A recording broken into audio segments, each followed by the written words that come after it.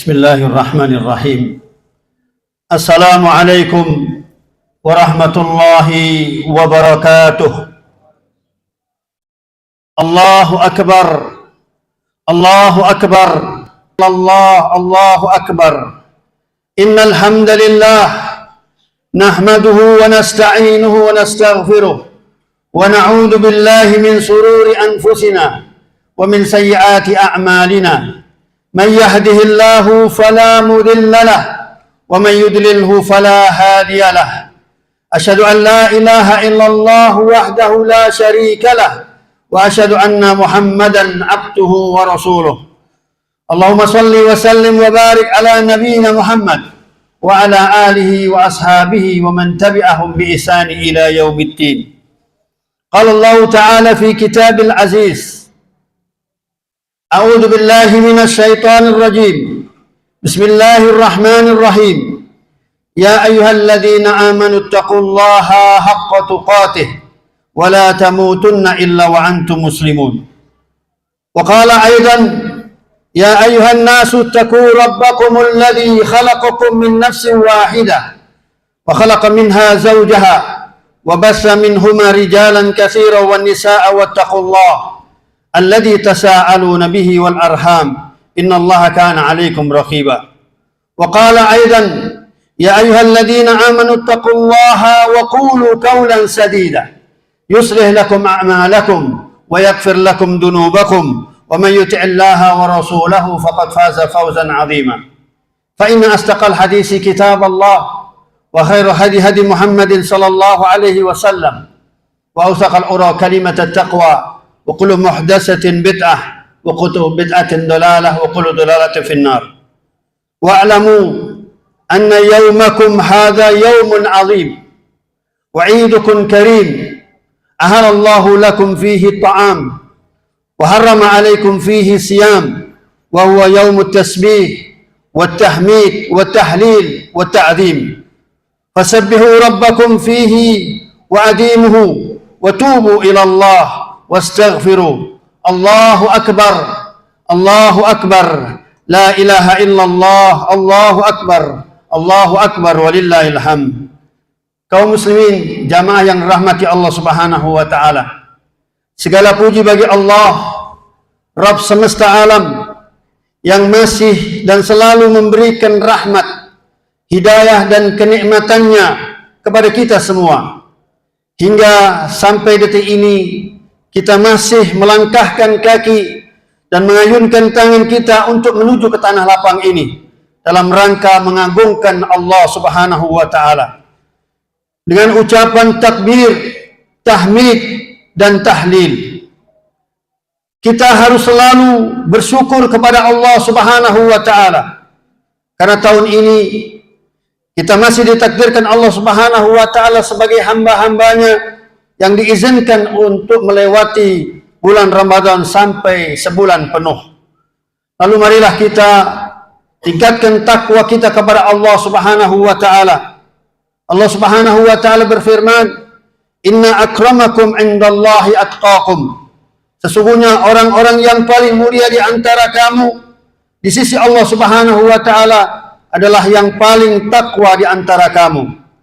Imam At-Tabari rahimahullah dalam tafsirnya beliau mengatakan, sesungguhnya yang paling mulia di antara kalian wahai manusia adalah yang paling tinggi ketakwaan kepada Allah Subhanahu wa taala, yaitu dengan menunaikan berbagai macam kewajiban dan menjauhi larangan-larangan. Yang paling mulia bukanlah dilihat dari rumahnya yang megah atau berasal dari keturunan orang-orang yang mulia, namun ketakwaan adalah bagaimana dia beribadah dan menjauhi larangan-larangan Allah Subhanahu wa taala. Salawat dan salam semoga tercurahkan kepada baginda Muhammad sallallahu alaihi wasallam, panutan kita dalam segala hal. Rasulullah sallallahu alaihi wasallam bersabda, "Anta ma'a man ahbabta." Engkau akan bersama dengan orang-orang yang engkau cintai. Jamaah yang dirahmati Allah Subhanahu wa taala, jika kita cinta kepadanya dalam arti selalu mengikuti sunnah-sunnahnya, melaksanakan semua perintah-perintahnya, dan menjauhi semua larangan-larangannya. Mudah-mudahan kita pun berharap agar dipertemukan Allah Subhanahu wa taala dengan beliau nanti di kelak yaumul qiyamah, insyaallah. Allahu akbar, Allahu akbar, Allahu akbar walillahil hamd.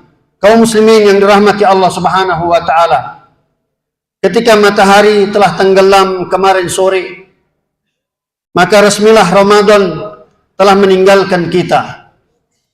Bulan yang di dalamnya syaitan dibelenggu. Bulan yang malamnya ada Lailatul Qadar. Orang yang beribadah di malam itu baik daripada 1000 bulan. Amalan yang ia lakukan terhitung full pahala 1 kali 24 jam, yaitu 83 tahun 4 bulan. Bulan yang di dalamnya amal-amal dilipat gandakan.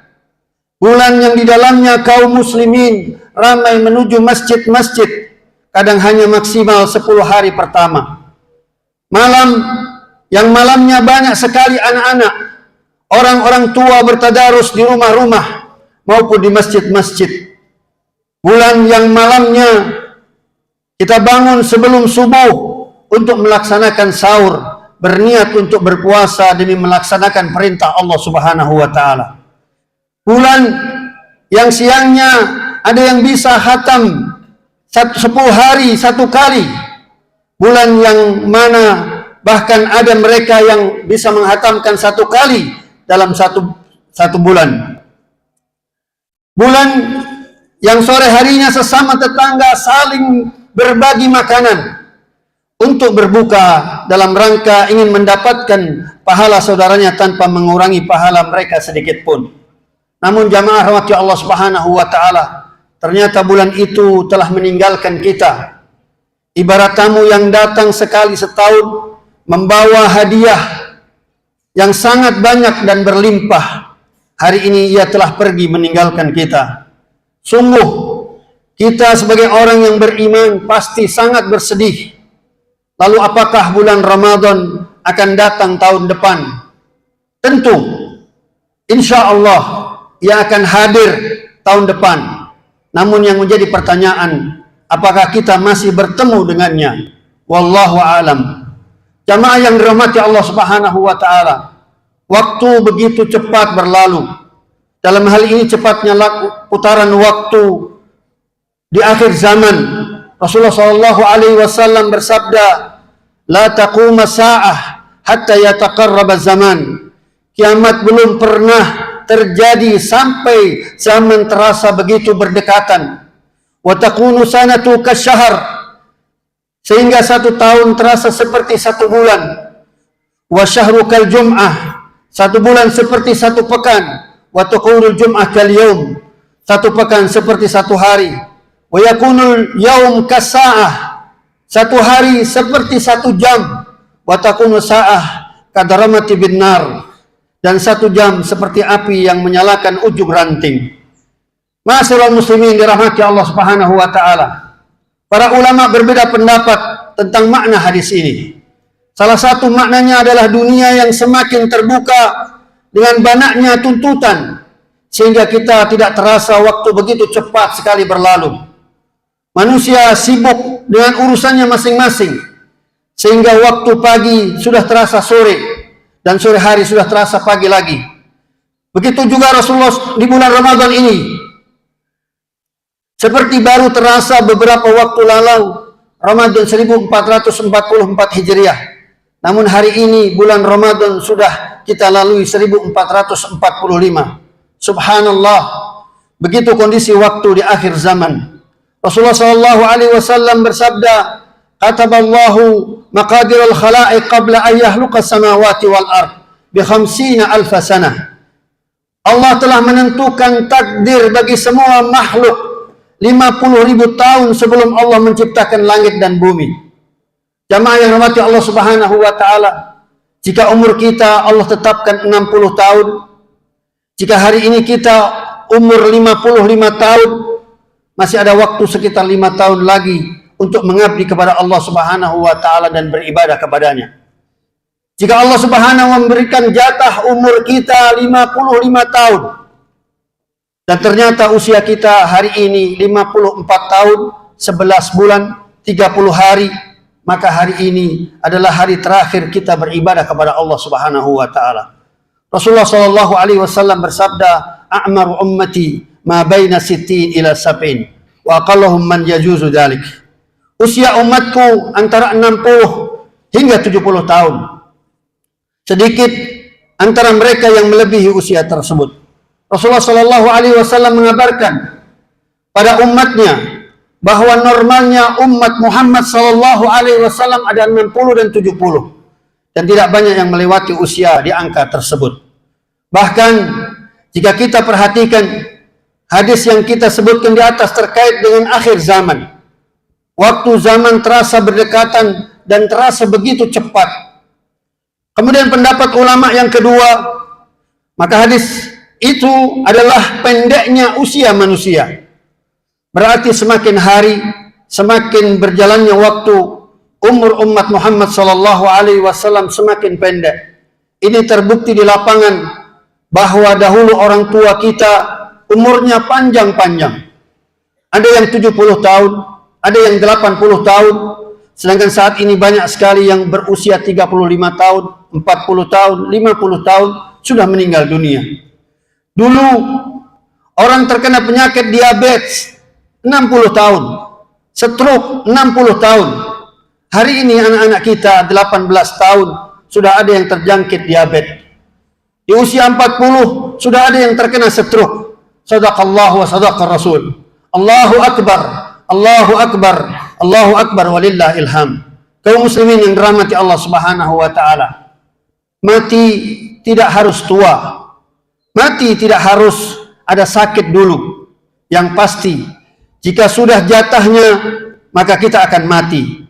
Baik ia mati muda ataupun balita, akan mati dengan ajal yang telah ditentukan oleh Allah Subhanahu wa taala.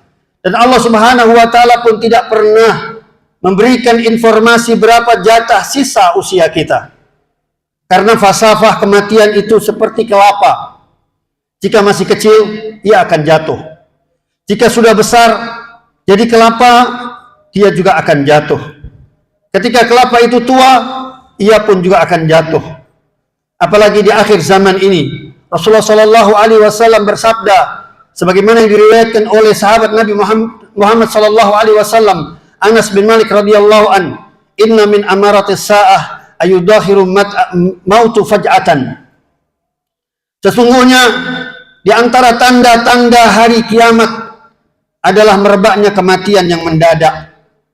Hari ini banyak kita perhatikan seseorang masih dalam keadaan sehat walafiat, segar bugar, tidak memiliki keluhan apapun, namun tiba-tiba kita mendengar kabar kematiannya secara mendadak akibat serangan jantung atau kecelakaan atau sebab-sebab yang lain.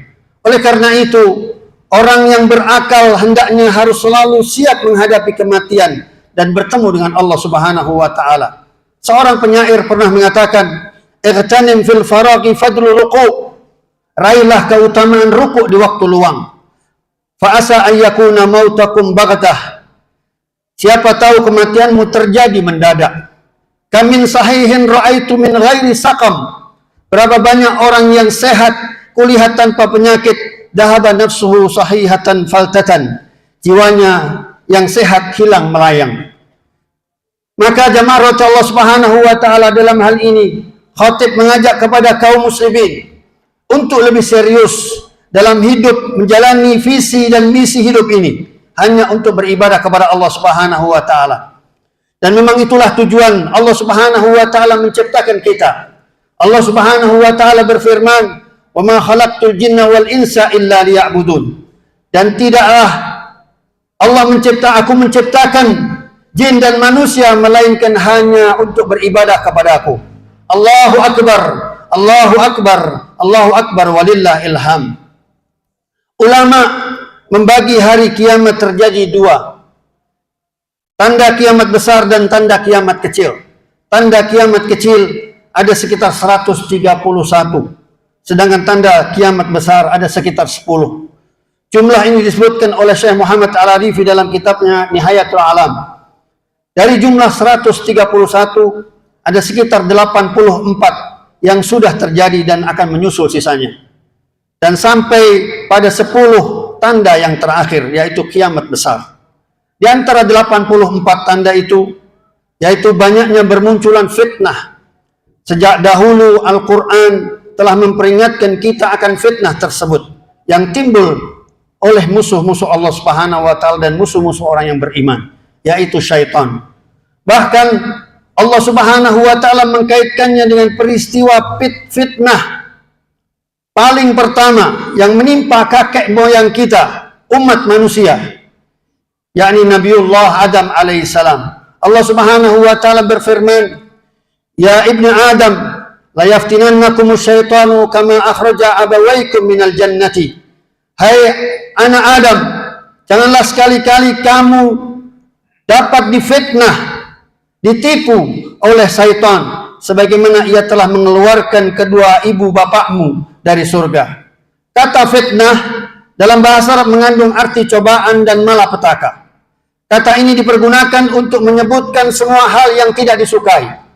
Rasulullah SAW sudah menyampaikan tentang kemunculan berbagai macam fitnah besar yang akan membingungkan seorang muslim sejati.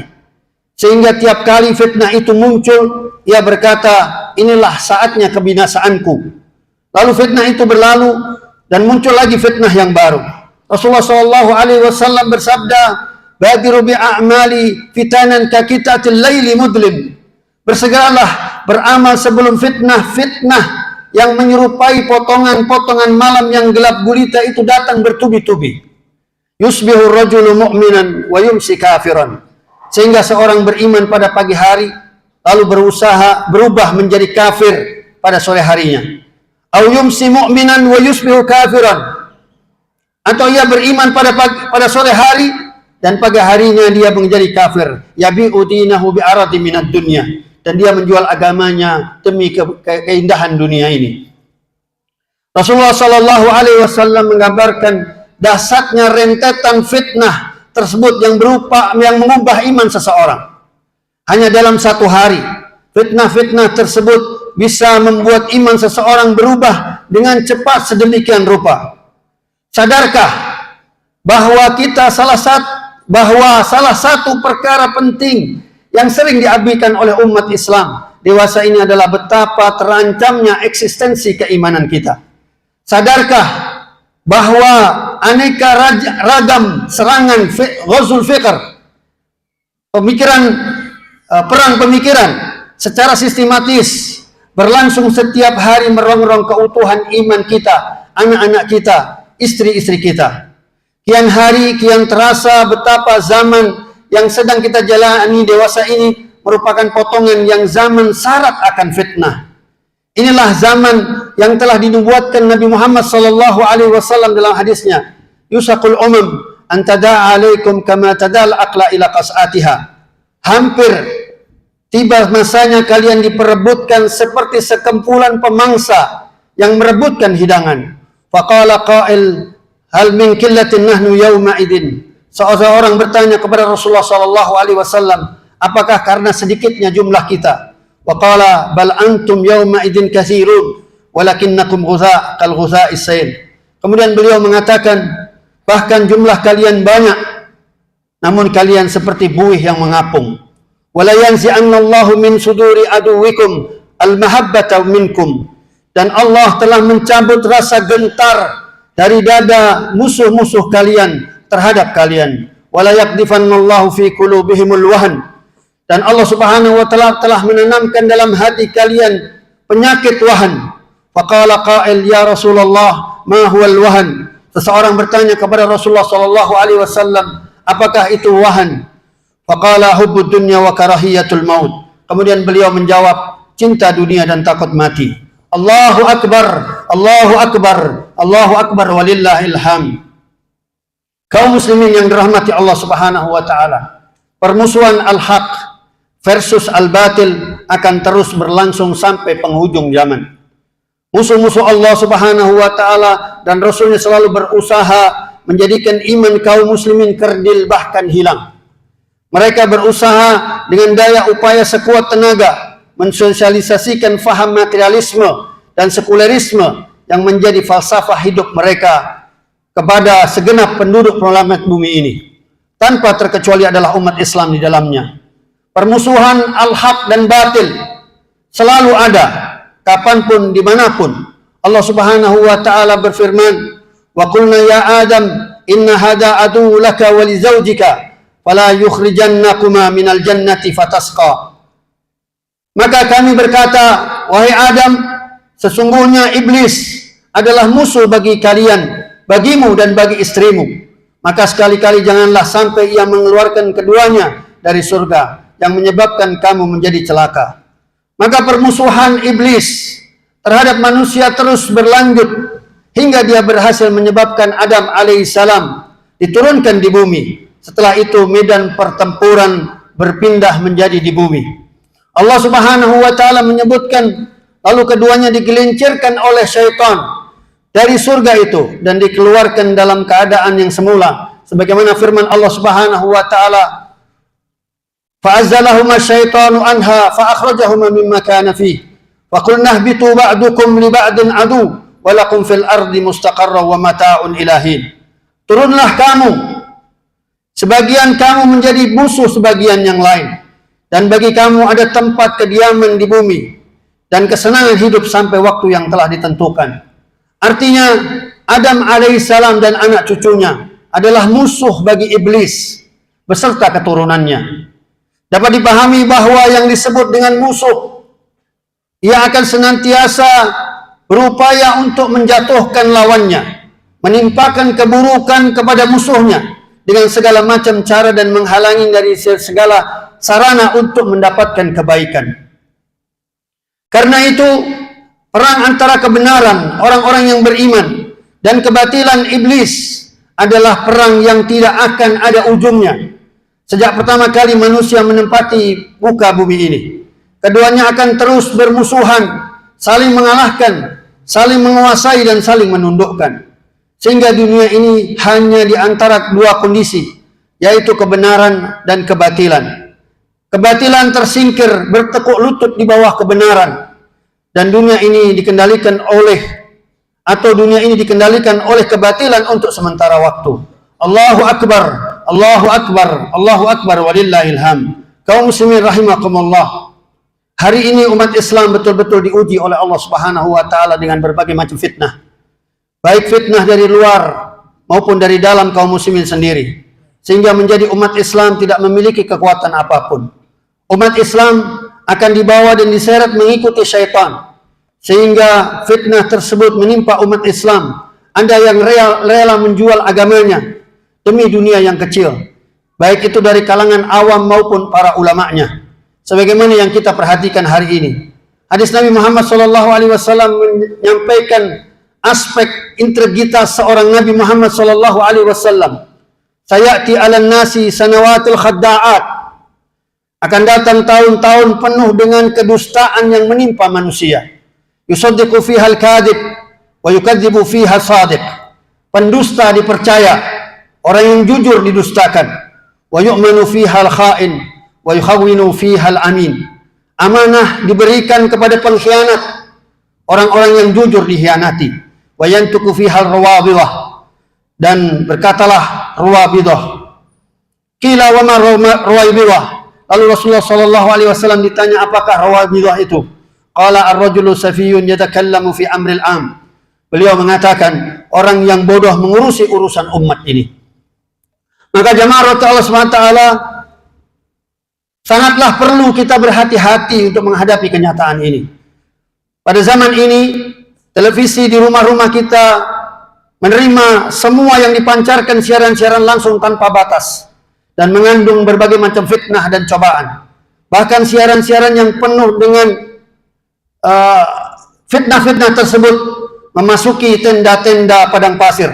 Yang lebih parah lagi dari TV adalah smartphone yang kita pegang hari ini. Selain itu, ada pula hadis Nabi Muhammad SAW yang menjelaskan tentang fitnah terjadi dalam aspek kebudayaan dan moral. Min ahlin nar lam arahuma. Ada dua golongan penduduk neraka yang belum pernah aku melihatnya. Wanisa'un kasiyatun ariyatun mumilatun ma'ilatun ru'usahunna. wanita-wanita berpakaian tapi sama juga dengan telanjang karena pakaiannya yang terlalu minim, terlalu tipis atau tembus pandang, terlalu ketat atau pakaian yang merangsang pria karena sebagian auratnya terbuka, berjalan dengan berlenggak-lenggok, mudah dirayu dan mudah merayu. Ka'asnimati pukhtil ma'ilah, rambutnya mereka disasak bagaikan punuk unta. La yadkhulna jannah wa la yajidna rihaha wa inna rihaha la yujadu min maisarati kada kada. Wanita-wanita tersebut tidak akan mendapatkan surga, bahkan tidak dapat mencium aroma surga, padahal aroma surga itu dicium dari begini dan begitu. Kemudian ada hadis Nabi Muhammad SAW menjelaskan tentang fitnah dalam persoalan ekonomi dan keuangan. La ya'tiyanna 'alan nasi zaman, benar-benar akan datang pada satu manusia zaman, la yabqa minhu ahadun illa akla riba, tidak seorang pun dari mereka kecuali makan makanan riba. Faman lam ya'kul asabahu fi ghubarih, dan barang siapa tidak memakannya maka ia akan terkena debunya. Kemudian hadis Nabi Muhammad SAW menjelaskan fitnah di bidang keilmuan dan pendidikan.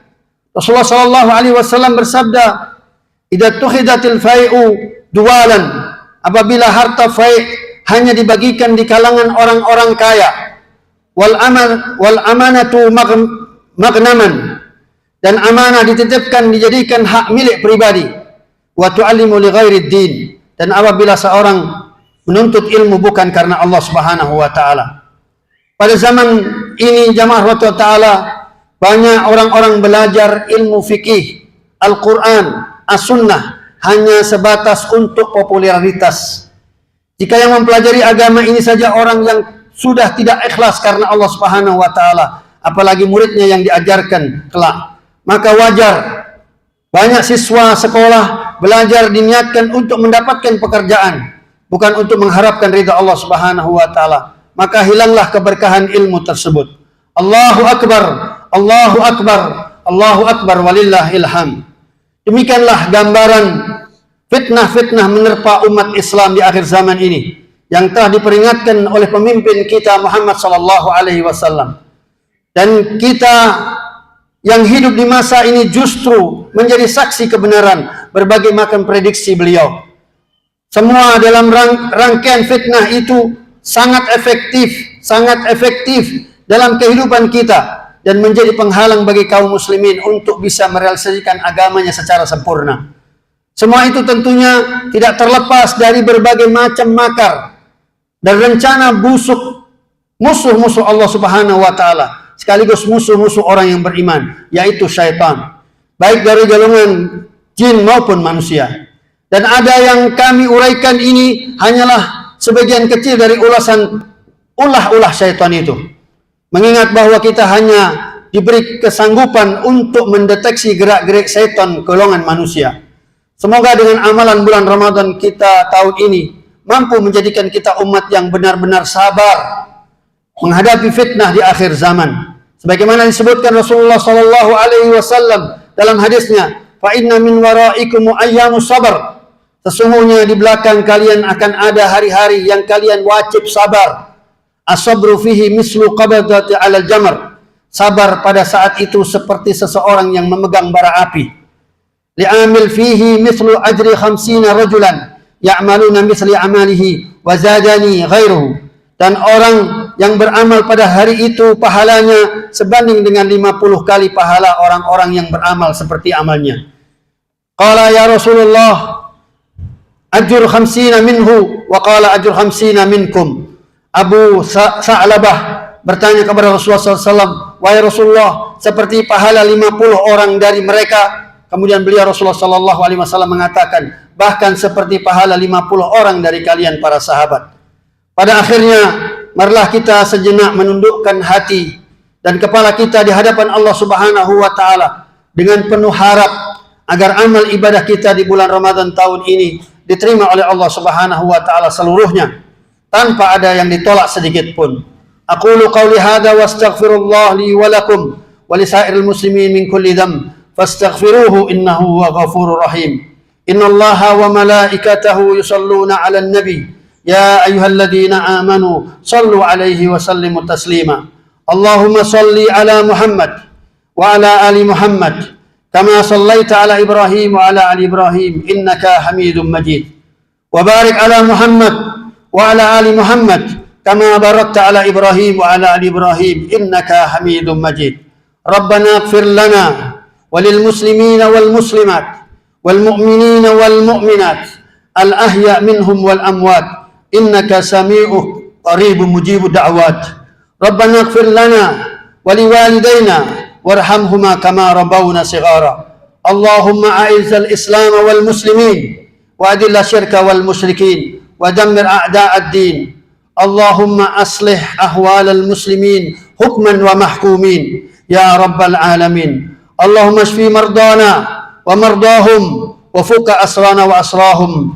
واغفر لموتنا وموتاهم وألف بين قلوبهم يا أرحم الراحمين اللهم آت نفوسنا تقواها وزكيها أنت خير من زكاها أنت وليها ومولاها اللهم أحبب علينا الإيمان وزينه في قلوبنا وكره إلينا الكفر والفسوق والعصيان واجعلنا من الراشدين اللهم اجعل هذا بلادا آمنا مطمئنا قائما بشريعتك وحكمك يا رب العالمين اللهم وارفع عنا الغلاء والوباء والزلازل والمهن وسوء الفتن ما ظهر منها وما بطن عن بلادنا هذا خاصة وعن سائر البلاد المسلمين عامة يا رب العالمين اللهم انصر إخواننا المجاهدين في فلسطين اللهم انصرهم على عدوك وعادوهم واهدهم سبل السلام ما ظهر منها وما بطن ربنا آتنا في الدنيا حسنة وفي الآخرة حسنة وقنا عذاب النار عباد الله